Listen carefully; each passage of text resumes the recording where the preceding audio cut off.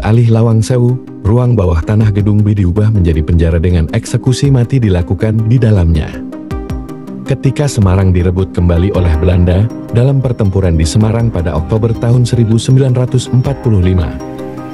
Selamat datang di channel Budayaku. Dalam video ini, kita akan menjelajahi titik-titik penting dalam sejarah, merasakan momen-momen penting, dan memahami dampaknya pada zaman kita. Siap untuk memulai perjalanan kita melintasi masa lalu? Mari kita mulai. Lawang Sewu atau bisa disebut Seribu Pintu adalah bangunan perkantoran yang terletak di seberang Tugu Muda, Kota Semarang, Jawa Tengah, Indonesia.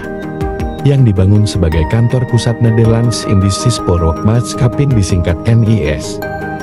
Bangunan ini berstatus sebagai aset kereta api Indonesia, karena merupakan buah dari perebutan NIS oleh Jawatan Kereta Api Republik Indonesia pada masa Perang Kemerdekaan. Saat ini bangunan tersebut dijadikan sebagai museum dan galeri sejarah perkeretaapian oleh Unit Pusat Pelestarian dan Desain Arsitektur dan KAI Wisata.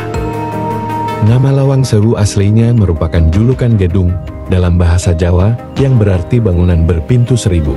Desain bangunan ini memiliki banyak ruang, serta memiliki sekitar 1000 jendela yang tinggi-tinggi dan besar-besar sehingga dikira sebagai pintu. Pintu-pintu di bangunan tersebut hanya berjumlah 429 buah.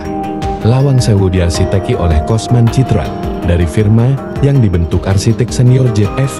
Kleinhammer dan B.J. Poundang. Bangunan ini dirancang dalam gaya Hindia Baru, istilah yang diterima secara akademis untuk rasionalisme Belanda di Hindia. Mirip dengan rasionalisme Belanda, gaya adalah hasil dari upaya untuk mengembangkan solusi baru untuk mengintegrasikan preseden tradisional klasisisme dengan kemungkinan teknologi baru. Ini dapat digambarkan sebagai gaya transisi antara tradisionalis dan modernnya, serta dipengaruhi oleh desain berlaci. Konstruksi dimulai pada tahun 1904 dengan bangunan A yang selesai pada tahun 1907, sisanya selesai pada tahun-tahun 1919. Awalnya digunakan oleh Nederlands Indische Spoorwegmaatschappij, perusahaan kereta api pertama di Hindia Belanda. Setelah Jepang menduduki Hindia Belanda pada tahun 1942, tentara Jepang mengambil alih Lawang Sewu. Ruang bawah tanah gedung B diubah menjadi penjara dengan eksekusi mati dilakukan di dalamnya. Ketika Semarang direbut kembali oleh Belanda, dalam pertempuran di Semarang pada Oktober tahun 1945, pasukan Belanda menggunakan terowongan yang mengarah ke gedung untuk menyelinap ke kota. Pertempuran terjadi dengan banyak pejuang Indonesia gugur, 5 pegawai yang bekerja di sana juga gugur. Setelah perang, tentara Indonesia mengambil alih kompleks bangunan tersebut, kemudian dioperasikan oleh Jawatan Kereta Republik Indonesia. Pada tahun 1992 bangunan ini ditetapkan sebagai cagar budaya.